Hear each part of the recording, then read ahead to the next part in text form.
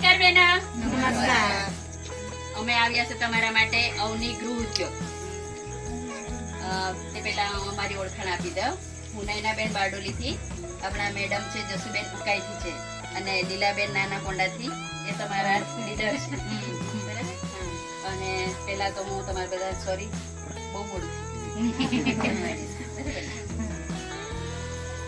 અવની ગૃહ ઉદ્યોગમાં કેવું છે કે જે માલિક છે તેમણે સરકાર પાસે 5 જિલ્લા દત્તક લીધા છે.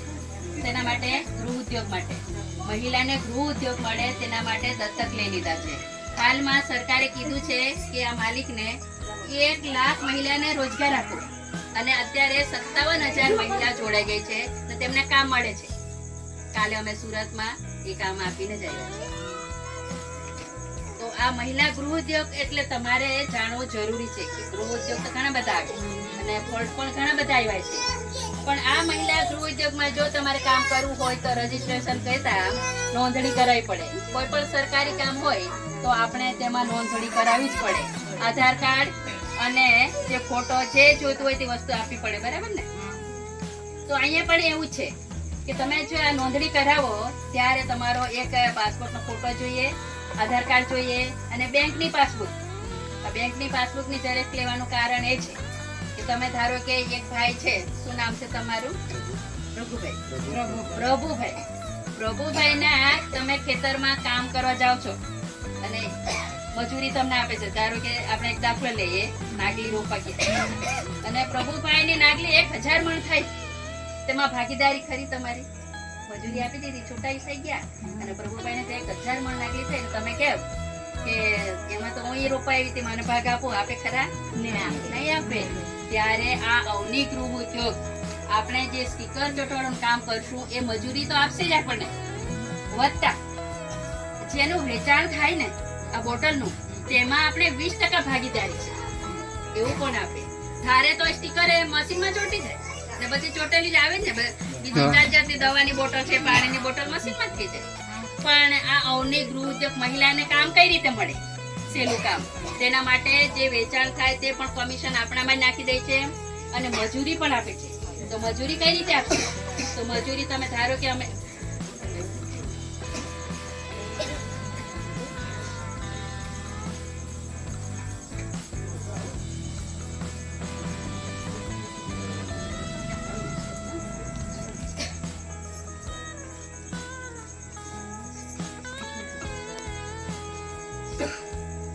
આ રીતનું સ્ટીકર છે, આમાં ચોંટાડવાનું કોઈ અઘરું કામ નથી.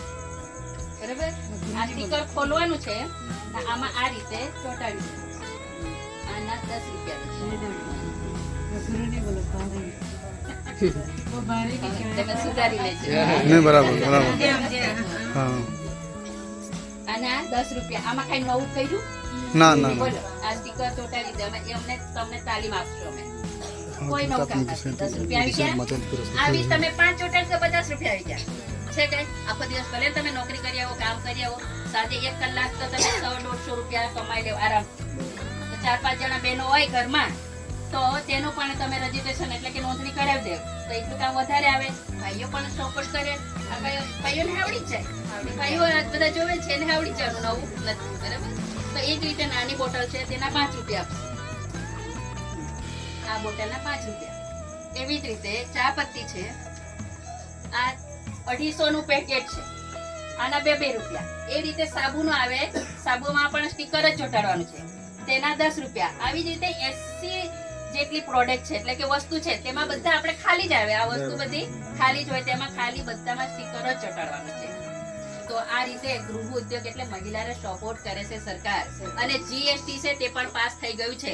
હવે 1 લાખ આપણે મહિલા થઈ જઈશું ને બધા, આપણે બધા એક કામ નથી કરવાના. આ મહિલા ઉદ્યોગ એટલે સંગઠન એટલે કે બધા સંગઠનનું જૂથ કરીએ, એકી સાથે આપણે હોલા ઉપાડ કરીએ કે બધા ભેગા થઈને આપણને બેરોજગારી છે તેને રોજગાર મેળવવા માટે આપણે બધા સંપીને રહીએ. આ કયું ગામ છે?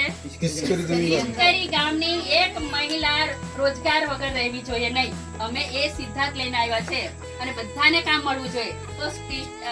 તો નામે નહીં બોલતા, કિસ્કરી ગામના મહિલા બધી ભેગી થાવ અને બધા જ આ હોલા ઉપાડ કરીએ તે આપણે અહીંયા 1 લાખ માં એટલી જઈએ. તો અહીંયા જ આપણે સેન્ટર ઓફિસ નાખી દઈશું, બરાબર ને?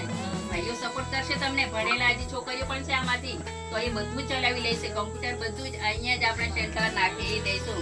પહેલા આપણે લીલાબેન ને ઘરે નાનાકોંડા ત્યાં નાખશું, પછી તમે જ 1 લાખ બેનો થાવ, તમારું જૂથ આવે એટલે બધા આગે કોણ ચાઈ લેવા, બરાબર ને? તો તમારું મહેનતાણું તમને જ મળે, એના માટે તમે બધા એક જૂથ થાવ અને આ કામ આપણે ઉપાડીએ. અને કાંઈ અઘરું નથી, તમે જે કામ કરતા તે કરવાના જ છે, અને આ તમારે જ્યારે સમય મળે ત્યારે કરી દેવાનું. અને કઈ રીતે એનું મળશે મહેનતાણું? જો ધારો કે તમે બધા જૂથ થઈ ગયા, બરાબર, 10-10 નું જૂથ થઈ ગયા, પછી તમને 2 કે 3 ત્રીજે દિવસે માલ આવશે. આ ચોટાડી દીધું, ત્રીજે દિવસે જેની જેવી શક્તિ તેવું તમે માલ આવડી ગયું, પહેલા તાલીમ આપશો એટલે આવડી ગયું, તો આ બેન કહેશે મેં તો 2 દિવસમાં 1000 ચોટાડી દઈશ. તો એને એ રીતે બોટલ લીધી અને કામ મળી ગયું. બધા મને ફોન કરશે લીલાબેન ને કે અમે બધાએ સ્ટીકર ચોટાડવાનું કામ પતી ગયું છે, તમે લેવા આવો. એટલે લીલાબેન આવશે, અમે આવશું, તરત જ પૈસા. એક હાથે આ બોટલ આપશો, એક હાથે પૈસા. આ રોકડી, બરાબર, આ રોકડી થઈ ગઈ. અને બીજી છે આવક, આપણે જે કમિશન મળે તે નાખશે. અને ત્રીજી આવક પણ છે. અત્યારે બધા જે હોશિયાર છે, કોની પાસે મોબાઈલ નથી એમ કેમ ઊંચી આંગળી કરો, મોબાઈલ જેના ઘરમાં નહીં હતી ઊંચી આંગળી કરો, તો એ ખાતામાં નાખી દે. 80% યુટ્યુબમાં તમે જોડાઈશો ને તો 80% આપણને એ પણ મળશે. મોબાઈલ બધાને જ આવડે છે, આજે અપણ હોય તેનું આવડે, તો 80% આપણને નાખે છે. તમે ફોર્મ ભરશો ને ત્યારે આ બોટલ આપવામાં આવશે. 350 ભરશો ને તેની આ કપડાની બોટલ આપી દેશે, તરત જ આપી દેવામાં આવશે એની સામે. એટલે કોઈને કોઈ કહેવાનું થાય પ્રશ્નો નહીં રહે. હા, પ્રશ્નો નહીં રહે. ઓનલાઈન પર હા, તે ઓનલાઈન આ બતાય ને. ઓનલાઈનમાં તમે છે ને તો તમારે હા, યુટ્યુબ પર અન્વી ગૃહ તમે બધા પર મોબાઈલ છે ને, એ મોબાઈલમાં અવની ગૃહ ઉદ્યોગ સર્ચ કરશો એટલે જે ફેક્ટરીનું છે બધું જ આવી જશે. હાલમાં વિયાણા ચીખલીમાં ફેક્ટરી છે અને સોનગઢ પણ અત્યારે ચાલુ થઈ ગયું છે, ત્યાં પણ કામ ચાલુ થઈ ગયું છે. તો ત્યાં પણ ફેક્ટરી, કેમ કે આટલી બધી મહિલા 5 જિલ્લાનું પછી કઈ રીતે કામ પહોંચાય, તો એ પણ કામ ચાલુ છે. એટલે કોઈને કામ થાય પ્રશ્ન કે બંધ થઈ જશે, કામ નહીં મળે, એ ભૂલી જાવ. એના માથે ચોકડી મારી જ દેવ, બહુ બોગસ આવ્યા અને સમજી જ લેવ. ત્યાં માણસ બોગસ છે તેને ગામમાં પ્રવેશ થવા દેવો નહીં, કેમ કે આપણે મહિલા ગૃહ ઉદ્યોગ જૂથ ઉપાડવું છે. હવે આપણે કોઈ બહુ કામ કર્યું બેન, બહુ કામ કર્યું. આ ડુંગરા ચડી મારા જેવી તો આ બીજેથી માંદી પડે એવી છે. કેમ કે હું ચાલતી જ નથી, ગાડી બે ને ઘરમાંથી ગાડી. એટલે મને તો આવી ત્યાંથી કે આટલી હાર્ડ મારી જિંદગી મનુષ્ય કેવી રીતે જીવે. કુદરતની કળા તો જોવો, ચારે બાજુ ડુંગર.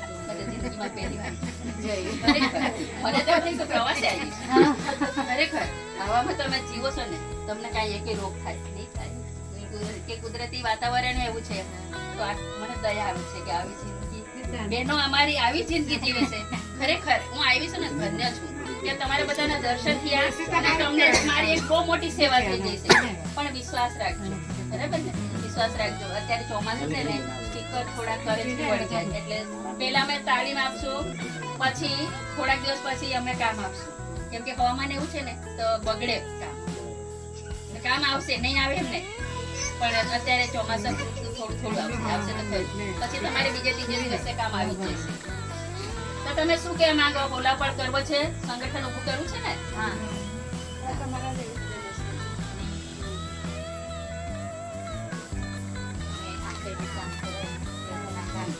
તો સંગઠન માટે તમારે રજીસ્ટ્રેશન કેતા નોંધણી કરાવવી પડશે. નોંધણી વગર કોઈને કામ મળશે નહીં. તમારે અત્યારે નોંધણી કરી જઈશું તે કમ્પ્યુટરમાં ચડશે, એ પ્રમાણે ત્યાંથી અમને તાલીમ આપવા માટે આ જે વસ્તુ આવે છે તે આપશે, એ પ્રમાણે જ કામ આવશે.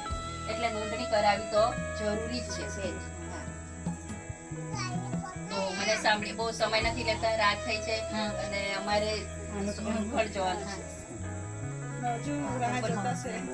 બીજી જગ્યાએ પણ રાહ જોતા છે. શું કહેવું? છોકરાઓને સુરત આપણે સચિન સચિન ભણાવે. અમારે ભણવા જાય કે પછી કામ કરવા જાય? નહીં ભણવા જાય અમારે કોયરા. એવું હા. સરસ. હા. વિકાસ થવો જ જોઈએ. આપણે પણ આ વિકાસ કરવો છે ને ગામનો, તેના માટે આ રોજગાર મેળવવા માટે જે આપણે રીતે બધા કામ ફોર્મ કરાય છે ના ગાય ભરવા. ઓકે અને સાંભળી બદલ થેન્ક યુ અને જય અવની ગ્રોથ બરાબર ચાલો હવે જેના ફોર્મ ભરવાના બાકી હોય તો ફટાફટ ભરાવી દેવ અને જેને ન ભરવું હોય ને કોઈ જબરજસ્તી નથી કોઈને જબરજસ્તી નથી અને શંકા થતી કોઈ પ્રશ્ન હોય તો પૂછો તમને